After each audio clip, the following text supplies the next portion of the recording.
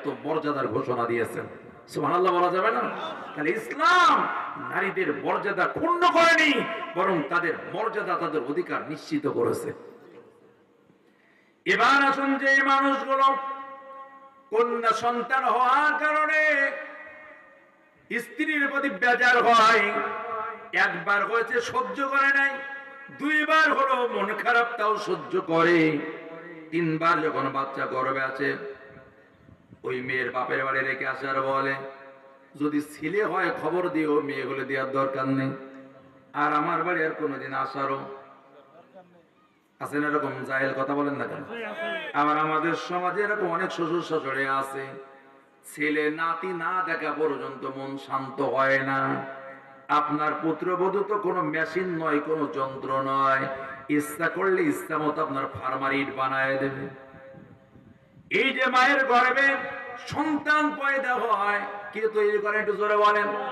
আমার আল্লাহ বলতেছেন, শোন বান্দা, লিল্লাহি মুলকুস সামাওয়াতি ওয়াল আরদ, এই আসমান জমিনের মালিকানা রাজত্ব আর কারণ এটা আমি আল্লাহর।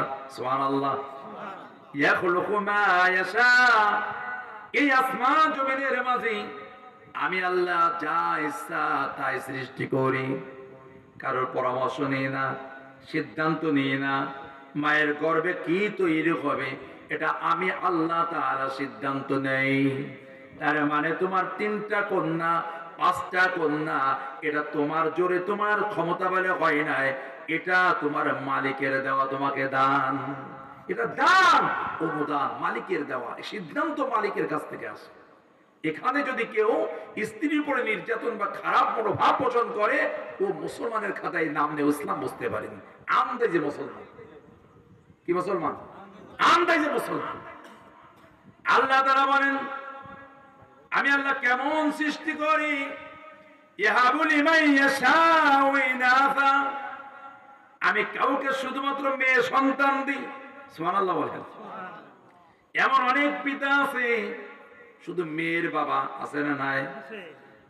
আবার আল্লাহ তাআলা বলেন, ওয়া ইয়াহাবু লিমান ইয়াশাউ যুকুর, আবার আমি আল্লাহ যাকে ইচ্ছা শুধু ছেলে সন্তান দেয়। একটা মেয়ে হবে আশায় আশায় অনেক মানুষের 10টা ছেলে হয়ে গেছে। কথা বলেন? একটা ছেলে হবে আশায় আশায় অনেক মানুষের 11টা মেয়ে হয়ে গেছে। এখন হয় না, আগে হয়েছে। ভাইরা আমার, একটা ছেলে একটা মেয়ে যদি এরকম ভাবে ইচ্ছা মতো বানিয়ে নেওয়া যেত, তাহলে আল্লাহর সিদ্ধান্ত জমিনে বাস্তবায়ন হতো না। সিদ্ধান্তটা আমাদেরটা বাস্তবায়িত হয় না, বাস্তবায়িত কারটা? ইন্নাল্লাহা বালিগু আমরিহি, এই জমিনের মাঝে আল্লাহ যে সিদ্ধান্ত নেন, সিদ্ধান্ত শুধু সেটাই বাস্তবায়িত হয়। ভাইরা আমার, আল্লাহ বলেন, আমি যাকে ইচ্ছা শুধু মেয়ে দেই। কে দেন? এটা জোরে বলেন। যাকে ইচ্ছা শুধু ছেলে দেন। আল্লাহ এরপরে বলেন, আও ইউসাউইজুহুম যুকুরানা ওয়া ইনাসা, আবার আমি আল্লাহ তাআলা যাকে ইচ্ছা ছেলে মেয়ে উভয় দান করি। কয়টা হলো? শুধু ছেলে, শুধু মেয়ে, শুধু ছেলে, এরপরে ছেলে মেয়ে উভয়। আরেকটা আছে না নাই? সেটা কি? নিঃসন্তান। আল্লাহ তাআলা ওয়াজআলু মান ইয়াশাউ আকিমা, আবার আমি আল্লাহ অনেককে নিঃসন্তান সন্তান দেই না। অনেক কোটি কোটি টাকার মালিক, একটা সন্তান হয় না, আছে না নাই? কথা বলেন। এই টাকা পয়সা দিয়ে যদি সন্তান বানানো যেত, তাহলে কোনো ধনী মানুষ নিঃসন্তান থাকতো না। গরিব মানুষ সন্তান হয় না এরকম দেখা যায় খুব কম, কিন্তু পৃথিবীতে অনেক ধনী আছে, দেখেন সমাজে খুঁজে সন্তান হচ্ছে না। নেই? আছে না নাই? আল্লাহর সিদ্ধান্ত আমার, আমি যাকে ইচ্ছা ছেলে দিই, মেয়ে দিই, ছেলে মেয়ে উভয় দিই, আবার কিছুই দিই না, সিদ্ধান্ত আমার। তা তুমি তোমার বউরে পিটাও কেন? তালাক বউকে দেও দেবো না, তুমি কেন শ্বশুর বাড়ির উপর নির্যাতন চালাচ্ছ? এই সিদ্ধান্ত তো তোমার হাতেও নেই, তোমার স্ত্রীর কাছেও নেই। এই সিদ্ধান্ত তো মালিকের দরবার থেকে হয়। ঠিক না কথা বলুন ভাই? তাহলে ইসলাম নারীকে ঠকায়নি, বরং এক নির্যাতিত নিষ্পেষিত জাতিকে সম্মানের আসনে সমাসীন করেছে। মা হিসেবে অধিকার দিয়েছে, স্ত্রী হিসেবে অধিকার দিয়েছে, অর্থনৈতিক অধিকার দেওয়া হয়েছে, ধর্মীয় অধিকার দেওয়া হয়েছে। আমি যে 10 জনের নাম দেখলাম যে কমিশন গঠন করা হয়েছে, নারী বিষয়ক সংস্কার কমিশন, যারা প্রতিবেদন দিয়েছে ইতিমধ্যেই, সে 10 জন হলো একেবারে অধিকাংশ দেখলাম ওদের জীবনী পুরো খবিশ। খবিশ বোঝেন তো? ওরা বাংলাদেশে 90% মুসলিম বসবাস করে। এই জায়গা থেকে তো অন্তত 1-5 জন এমন মহিলা নেওয়া দরকার ছিল যারা ইসলাম বোঝে, শরিয়াত বোঝে। পুরুষ দরকার না, মহিলাই নাও, ইসলাম বোঝে, ইসলাম জানে, ইসলামের প্রফেসর। এরকম অনেক মহিলা আমাদের বাংলাদেশে আছে না নাই? তাদেরকে নাও, কেননা মহিলাদের অধিকার আদায় করতে গিয়ে আবার ইসলাম বিরোধী হওয়া যাবে না। তো কারণ 90% মুসলিম দেশে কোরআন বিরোধী একটা চোর পরিমাণ আইন, এটা তো মেনে নেওয়া হবে না, তাহলে যেই করুক না কেন। কথা বল ঠিক কিনা ভাই? তাহলে যদি বাছাই করে 10 জন খবিশ মহিলাকে বের করা যায়, তাহলে বাংলাদেশ হাততালা কি 5 জন নেককার মহিলা পাওয়া যাবে না? তা 10 জন খবিশ রাখো, সেখানে তো 5 জন নেককার মহিলা রাখা দরকার ছিল, যারা ইসলাম জানে, কোরআন জানে, ইসলামের বিধান জানে। তাহলে তার কোরআন বিধান বিরোধী কোন প্রস্তাবনা আসতো না এই নারী নীতিতে, ঠিক কিনা বলেন? তাকে 2 নম্বর কথা হলো ভাই, আমাদের বুঝতে আমি যে কথা বোঝাচ্ছিলাম সে কথা থেকে একটু সরে এসেছিলাম। তাহলে ওই যে ইসলাম মেয়েকে কম দিল, ওখানে বলে তো কম দেয়নি, বরং বেশি দিয়েছে, ঠিক না কথা বলুন? বিবাহ হচ্ছে বোনের টাকা, বোনেরটা খরচ হবে না, খরচ হবে ভাইয়েরটা। তাহলে ইসলাম কেন ভাইকে বেশি দেবে না? কেননা সংসারের খরচের দায়িত্ব দেওয়া হয়েছে ওই সংসারের কর্তা যিনি, সেই পুরুষ পিতা হোক বা ভাই হোক, তাকে দেওয়ার দায়িত্ব দেওয়া হয়েছে। ভাইরা আমার, আপনার 3টে ছেলে বাচ্চা আছে, কারো বয়স 4, কারো 6, কারো 10 বছর। কোন একটাকে যে কোনো একটা অনুষ্ঠান দেখবেন, পাঁচিলের ওই পাশে অনুষ্ঠান হচ্ছে, দেখা যাচ্ছে না। তো 5টা ইট যদি দেওয়া হয়, তাহলে বড় ছেলেটা দেখতে পারে, কিন্তু 5 ইট দিলে ছোট ছেলে দেখতে পারে না। এখন সমান করতে গেলে তো 5 ছেলেকে 5 ইট দিতে হয়, 3 ছেলেকে সমতা। তাহলে যে বড় ছেলে, যার বয়স 12, ও তো দেখতে পারবে 3 ইটের উপর বা 5 ইটের উপর দাঁড়িয়ে। মেজোটা ছোটটা তো দেখতে পাচ্ছে না ওই পরিমাণে ইট দিলে, তখন কি করতে হবে? ইট বাড়াতে হবে না? আর পায়ের নিচে ইট বাড়ানো লাগবে না? না দেয়াল টপকায় দেখতে পাচ্ছেন অনুষ্ঠান। তাহলে কি হলো? সমান সমান দিলে সবসময় অধিকার আদায় হয় না, বরং যার যতটুকু চাহিদা ততটুকু দিয়ে দেয়, ন্যায্যতা দিলেই তার অধিকার আদায় হয়। যে ছোট বাচ্চা তার 6টা ইট লাগতেছে, যে মেজো তার 4টা ইট লাগতেছে, আর যে বড় তার 2টা ইটের পরে দাঁড়ালে হয়। তাহলে 2টা ইট, 4টা ইট, 6টা ইট, এই 3 জনকে দেওয়া মানে হলো ন্যায্যতা। আর সবাইকে 2টা ইট দেওয়া হয় সমান সমান, তাহলে এটা হলো অন্যায্যতা। কেন? তার কারণে একজন দেখতে পাবে, 2 জন দেখতে পাবে না। আমার কথা বোঝেননি মনে হচ্ছে আপনার? তাহলে সবসময় সমান দেওয়া মানেই ভালো তা না, বরং প্রয়োজনের আলোকে দিতে হবে। যেহেতু আল্লাহ তারা খরচের দায়িত্ব দিয়েছেন পুরুষের হাতে, এই জন্য আল্লাহ অধিকার দিলেন তো পুরুষকে বেশি। তবে হ্যাঁ, মনে রাখতে হবে, এই অধিকার হলো পিতা মাতা মরে যাওয়ার পরে। আগ পর্যন্ত ছেলে মেয়েকে আলাদা নজরে দেখা যাবে না। ছেলের জন্য আপনি বাজার করে আনলেন ভালো ভালো, খুব, যেহেতু আপনার ইনকাম করে খাওয়াবে, করে ভালো করে দেখলেন, আর মেয়ে সন্তানকে ভালো জামা কাপড় দিলেন না, ভালো স্কুলে পড়ালেন, তা না। জীবন্ত অবস্থায় ছেলে মেয়ের ভিতরে কোনো পার্থক্য করা যাবে না। আমি বোঝাতে পারিনি ভাই? ছেলেকেও যদি উন্নত স্কুলে পড়ান, মেয়েকেও উন্নত জায়গায় পড়াতে হবে। ছেলেকেও যদি উন্নত কাপড় চোপড় কিনে দেন, তাহলে মেয়েকে উন্নত কাপড় চোপড়। এটা হলো বেঁচে থাকা অবস্থায় সমতা বিধান করতে হবে। আর সম্পদের যে বন্টন, এটা হলো মরিয়ে যাওয়ার পরে। আমাদের বেঁচে থাকা অবস্থায় চিন্তা নেই, আমাদের টেনশন হয়ে গেছে মরে যাওয়ার পরে। এই কথা বোঝেন না ভাই? এরপরে কোন নারী যদি কোনো কারণে স্বামী পরিত্যক্তা হয়, মানে তালাক প্রাপ্ত হয়, অথবা স্বামী মারা যায়, বিধবা হয়ে যায়, তাহলে বাপের বাড়ি আবার ফিরে আসে না? যদি বাপ বেঁচে থাকে, বাপ দেখভাল করবে। অথবা যদি ভাই বেঁচে থাকে, ওই যে আল্লাহ অর্ধেক বেশি দিল ভাইকে, ওই অধিকারের বলে ওই বোনকে সে সারা জীবন দেখতে বাধ্য, তাকে ভিটে থেকে তাড়িয়ে দিতে পারবে না। কেন? আল্লাহ তোমাকে এক্সট্রা একটু বেশি দিয়ে রেখেছে ওই বোনকে প্রোটেক্ট দেওয়ার জন্য। সুবহানাল্লাহ। এর পরও বলবেন না।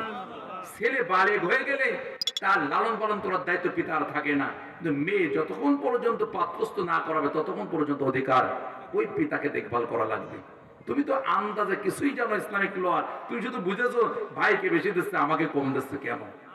ভাইয়েরা আমার, আমরা কবিতা শুনেছি, আই ছেলের আই মেয়েরা ফুল তুলিতে যায়, পড়েছেন আপনার? ফুলের মালা গলায় দিয়ে মামার বাড়ি একটা অধিকার। এই যে অধিকার প্রতিষ্ঠিত করেছেন আল্লাহ তাআলা, এভাবে যদি সমান সমান বুঝিয়ে দেওয়া হতো, তাহলে ছেলে বলতো যে তুই তো তোর অধিকার নিয়ে সব কাটিয়ে পড়েছিস, সমান সমান নিয়ে চলে গেছিস, তো ছেলে মেয়ে আমার বাড়ি মামার বাড়ির কেন আসবে? আল্লাহ এই সামাজিক বন্ধন, পারিবারিক বন্ধন, আত্মীয়তার বন্ধন মিলিয়ে রাখার জন্য এই বিধান দিয়েছেন। কথা বোঝেন নাই? তারপরে ওই যে মামার বাড়ি আমকুড়াতে সুখ, আর একটা কবিতা আছে না? এরপরে মামার বাড়ির আবদার বলে কথা আছে। এগুলো কোথা থেকে আসে? আল্লাহ তাআলা এমন বিধান দিয়েছেন বলে এই বিধানগুলো সেখান থেকে পাওয়া যায়। আমি বোঝাতে পারলাম কিনা? নতুবা বলতো যে তোমার অর্ধেক তো তুমি সব নিয়েই চলে গেছো, তুমি এখন স্বামী পরিত্যক্তা নাকি তুমি এখন তুমি বিধবা নারী, তা আমার দেখার দরকার কি? আল্লাহ বলেন না, এই বোন যতদিন পর্যন্ত বেঁচে থাকে অন্য জায়গায় বিবাহ আবার দেওয়া অথবা তার লালন পালন করার দায়িত্ব হলো ভাই তোমার, তুই যে বাপ হও তাহলে তোমার। এই জন্যই পিতার সম্পদের মাঝে বোনকে অর্ধেক সম্পদ দেওয়া হয়েছে। কথা বোঝেন না? নারী মা হিসেবে পায় সম্পদ, স্ত্রী হিসেবে পায়, কন্যা হিসেবে পায়, দাদি হিসেবে পায়। সুবহানাল্লাহ। আর সম্পদ হলো ছেলে বাপ হিসেবে পায়, আর মানে সন্তান পুত্র সন্তান হিসেবে পায়। মিরাসের বন্টনে 4 প্রকার পুরুষ পায় সম্পদ, আর 8 প্রকার নারী পায়। তাহলে নারীর সংখ্যা বেশি না কম? কথা বলেন। পুরুষ 4 প্রকার, কয় প্রকার? আর নারী হলো মোট 12 ধরনের, মানে ওয়ারিসের ভিতরে ফারায়েজের বন্টন নীতিমালা দেওয়া হয়েছে কোরআনে। কয় ধরনের? 12 ধরনের। এই 12 ধরনের 8 ধরন হলো নারী আর মাত্র 4 ধরনের পুরুষ। তাহলে অধিকার কোন জায়গায় দেওয়া আছে? আমরা শুধু একটা পয়েন্ট নিয়ে পড়ে আছি, সার্বিক ইসলামিক ল সম্পর্কে আমাদের ধারণা নেই। কথা বলুন ঠিক না ভাই? অথচ ইসলাম এই সমাজে বেঁচে থাকার অধিকার নেই। একটু শোনেন আল্লাহ তাআলা কেমন অর্থনৈতিক অধিকার দিয়েছে। আমি জানি রাত অনেক হয়ে গেছে,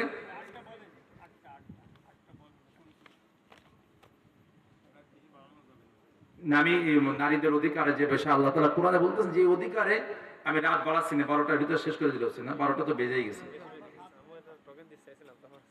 শেষ করে দিলে বলে না, আসলে রাত তো বেশি হয়ে গেছে, আরো ধান কানার মৌসুম, আপনারা কষ্ট করতেছেন, আর সামনে বাড়ানো কঠিন।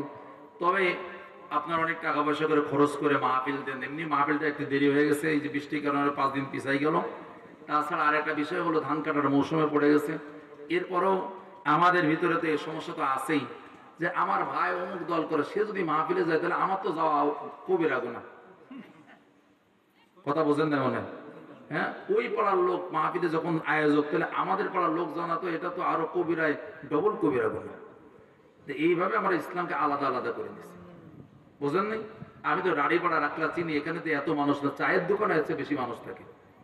ওই যে মোড়ে কয়েকটা চায়ের দোকান আছে, এই জায়গায় চায়ের দোকান আছে, এখানে চায়ের দোকান আছে। এখনো হাঁটলে আপনি এই যে বাজারের ভিতরে এসে লোক বেশি পাবেন। কি ভুল বলতেছি ভাই? কথা বলুন। আছে না নাই? আছে তো। কেন? ওই যে কথা বলতেছিলাম, ওরা আখিরাতের তুলনায় দুনিয়াকে প্রাধান্য দিয়ে দিয়েছে, ঠিক কিনা? মনে আছে কথাগুলো ভাই আমার?